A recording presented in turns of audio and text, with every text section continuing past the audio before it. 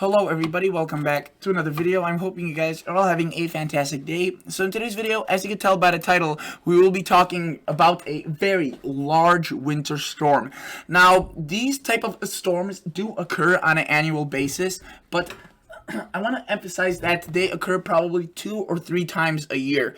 And usually this is either in the late fall or early spring, and sometimes they do occur in the midwinter. But it's kind of a rare event when something is so massive and widespread. And to do justice kind of to my words, let me just show you the National Weather Service map. So this is basically a map that issues all sorts of advisories, warnings, and watches. If you track the weather, you're probably very familiar with this. And you can see it's really colorful. I mean, it's pretty much solely caused by this single storm.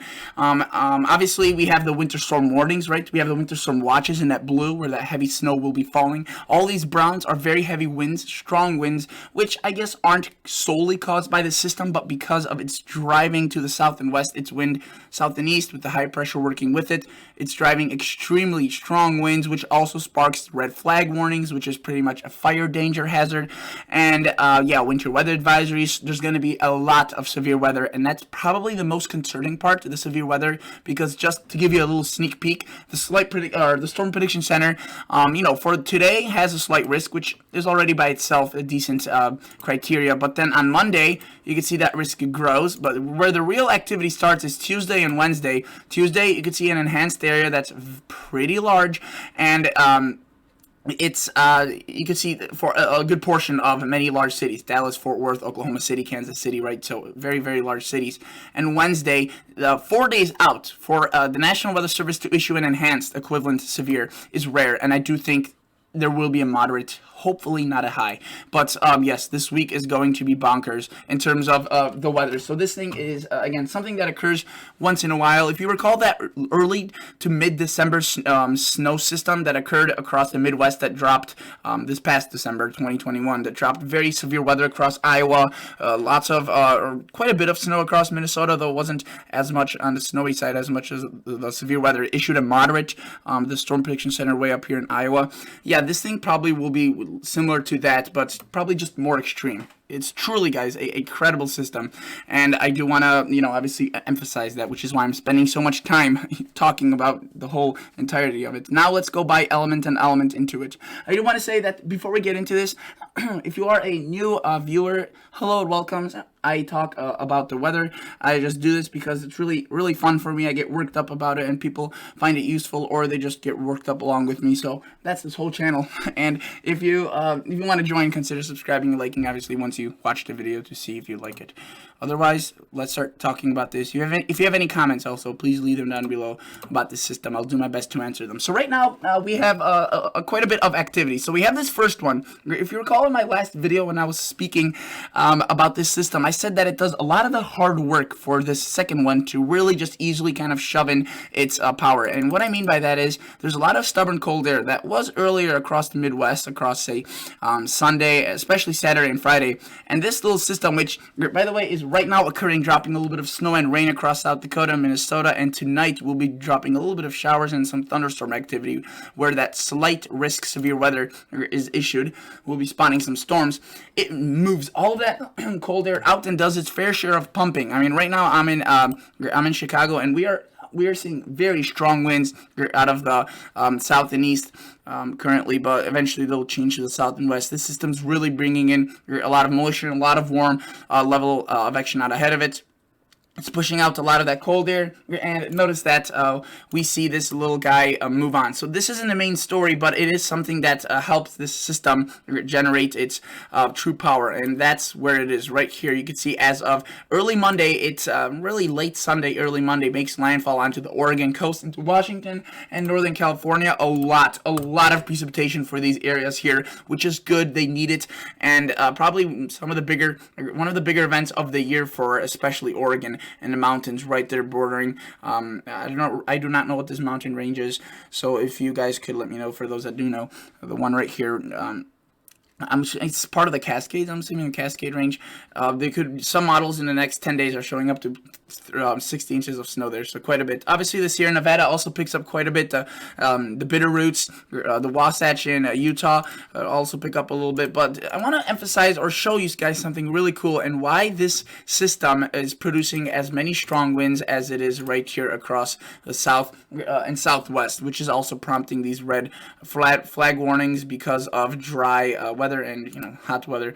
It sparks fire danger, brush fires and whatnot. So what we have is a high pressure, and I talked about this in my last video, but this is just such a clean example. So all high pressures spin their winds in the clockwise direction. So what this means is that they boom, do something like this, right? And they spin their winds in this fashion. So just by looking at these lines, you wouldn't know which way they're blowing, but because all high pressures obey by the same rule, you know this wind is flowing around towards the north and east. You're just following those lines. And if you were to draw out the whole rest of this thing, they spin in kind of a big circle, but it's pumping out a lot of warm air into this part of the country. Now, we also have this low pressure here, which is spinning counterclockwise, as all low pressures do. So what this is doing, you can see right here, we're following these lines, and boom, it's managing to pump up a lot of its warm air from the south and west as well. So basically, this is creating an alley of very strong winds that are also filled with, at least from the Gulf of Mexico, moisture and just warmth. You can see right there, boom, a lot of the country's getting warmed up, which is why some areas could be in the 70s easily into, Tuesday, as far north as Iowa, Illinois, Wisconsin, Michigan. And you can see this system develops rapidly across the mountains. It doesn't get eaten up by it. Sometimes, systems get weakened through the mountains. This one takes a trek where it doesn't, and you can see it's very, very favorable. Wyoming gets blasted, right? Yellowstone, Grand Tetons, really right there, Montana also picking up a lot of snow. North Dakota seems to get the brunt of this across the plains once the system moves out.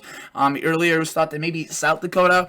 Unfortunately, it seems like you guys will be missed for the most part with the snow, though you will be getting at least some rain and snow, some precipitation.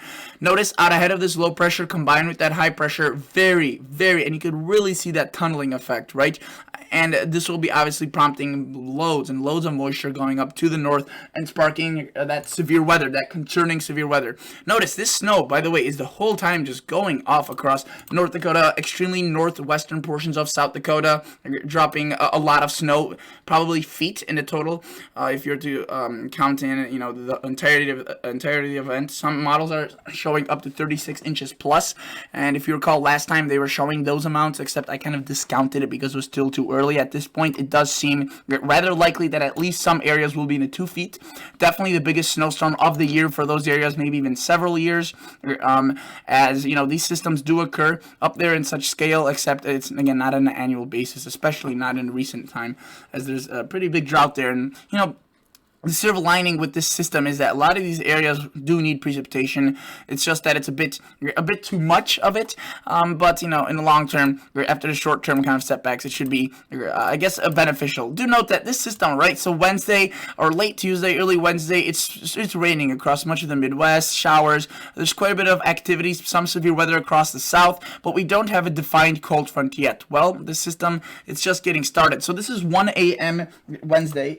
Notice that by 6 a.m. this thing is rather kind of stalled out. It's stopped moving as quickly towards the north.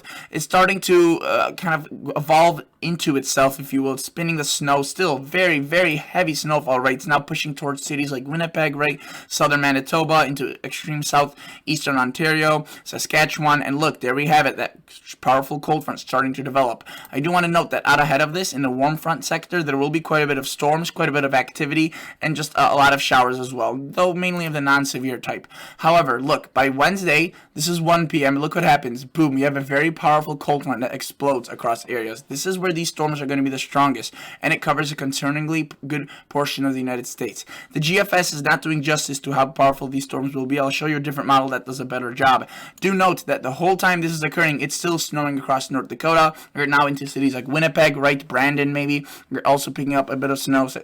Cities like Thunder Bay, you're really in kind of that warm sector, at least of this storm for a while. Notice, right, well into Wednesday night, these storms are still exploding and blossoming, and especially across the southern United States and we have a large spinning low pressure that almost starts to, at this point, starts to weaken, right, in terms of its millibars, and it's still producing a lot of snow for southern Canada, and the cold front kind of races through into the northeast. Now this thing kind of shears out and becomes an upper level low, spinning just a lot of cold air, or at least cooler air, across the Midwest and Northeast into this upcoming late week. You're right, just in time for the Easter Day weekend. And notice that the activity doesn't stop. While we do see a little interruption, I do want to say that there's going to be another system directly behind this one for the west. And if we push this forward, right, so this is Saturday, now this is Easter weekend, Sunday, you can see pretty rainy for the northeast, and we have another system starting to brew. The latest GFS run shows a lot of snow for South Dakota, Nebraska, Iowa, maybe even Illinois, a late season snowstorm for these areas. Potentially, this would be a pretty significant one, though it doesn't seem as robust with the severe weather and whatnot. I'm sure there would be some, though it's not as well developed, at least at this point it seems. And again, there's a lot of still confusion with this system with the models, but you know that this one would be also an interesting one. It drops a lot of cool air, and potentially in some of these areas, in terms of total snowfall, you know, I mean, it'll drop several inches, so that's interesting. But look at that snow right there across the mountains through the next 10 days, and especially across North Dakota. So this is just one model, and let me just show you a few more now, because this is all complicated and all cool and rad, right? But that's just one model. Let me just show you a second one. So there's our system right now that is developing across the United States. Again, not the main one, just the precursor. It is doing a lot of the hard work, if you will, right, pushing a lot of that cold air out, pumping the atmosphere with some moisture, though again, some of these thunderstorms will take advantage of it, and that's why there is, again, a slight risk of severe weather for today, so Sunday, across Oklahoma, northeastern Oklahoma, and central southern Missouri, and into Monday, which shifts further towards the south and east into cities like Dallas, Memphis, Fort Worth, and that includes, Little Rock, very large cities, and a pretty decent sized area, although again, it really kind of is dwarfed by what comes later on in the week, which is a large area of slight, which is already a concerning, if you will, criteria, and then enhanced, which is obviously a 3 out of 5, right? And I'm pretty confident that on Wednesday there will be a moderate issued, as this area is just giant, that slight risk area. As you see, that cold front, I mean, it's going to be covering at one point a good portion of the country. I mean, it almost extends from the Gulf of Mexico all the way pretty much to where the Mississippi Basin is, a bit further north that is, but it goes to show you the scale of this cold front and this storm. So again, this is the Canadian, there's our system, starts evolving, again, makes landfall onto the Oregon coast. This one takes it a bit further towards the north. Regardless, the models have definitely come in more agreement in the last few days. Notice Sierra Nevada, the Wasatch, the Bitterroots, the Grand Tetons really get a lot of snow out of this. Wyoming's in a pretty good drought, same with Colorado, though Colorado's been getting quite a bit of relief, so that is good as of lately. So, but you will be getting more snow from this one as well, so that's good. Wyoming, again, getting a lot of this relief from this system. Montana, and eventually into North Dakota. Again, this system snows for a while, a long while before this system starts developing its cold front. And you can see that this kind of shows it very well how at around late Tuesday we have these little pockets of storms kind of developing. Those aren't really too severe, but they will be producing nasty downpours and potentially ponding on roads. And of course, the snow is still very, very strong at this point, blowing, most likely blizzard conditions, though again, it's a bit too early to tell. And then look right here, late Wednesday, this system explodes in terms of its thunderstorm activity. That cold front really starts to slide in, and you can see we see an explosive development of storms and whatnot. And of course, that snow continues going, now shifting further towards the north a bit, but still snowing across Bismarck, Minot, right, Grand Forks, Fargo, Minnesota, and this thing continues. And again, it kind of starts wrapping around and weakening as we push this forward, and that's blasts a little bit of cool air into the United States. And do note that, again, this is Saturday, now Sunday of Easter Day weekend. If you recall, the GFS started showing a snowstorm at around this time frame. The Canadian does show some activity as well, though it's of different nature, but it develops its own little beast across the northeast. So we'll have to wait and see what the further updates kind of what they bring. But according to the Canadian total snowfall across the west, obviously very copious amounts with all those systems. You can see again up to 60 inches across some of the ranges right there. And then across North Dakota and into Minnesota and Ontario, southeastern Ontario, but even just eastern Ontario, and in southwestern Ontario, southeastern Manitoba, picking up a lot of snow. Potentially 22 feet plus. So in terms of centimeters, that's probably 40 to 50, if not more, in the drifts, which there will be, as the winds will be very, very strong. Let me show you just now one more model. Yes, I do have another one that I will be showing you, and this one does probably the best job of portraying the severe weather of this system. And notice, there's our first storm, right, doing a lot of the pulling. It does develop some storms into tomorrow. We'll have to watch those. And into Tuesday, it kind of starts dying out. But there's our big beast right there, moving in through the mountains, starts snowing very heavily again. That cold front takes a little while to catch up. But look, in that warm front sector, quite a bit of nasty storms. Already across the south, some nasty storms are already taking advantage of pretty much all the saturation that's been caused by this high pressure and this low pressure. Again, look at that alley of winds. Very, very strong, very powerful. And look, boom. Right there, very strong lines of storms starting to erupt late Wednesday. You're right, you can see boom right there. I mean, a very thick line, a strong cold front with many storms. Again, the snow at this point is still snowing, and as we push this forward, you can see it just continues, right? This thing kind of it curves into itself. Extremely heavy snow potentially at this point across southwestern Ontario. This would be early Thursday morning. A cold front weakening, but it's still there.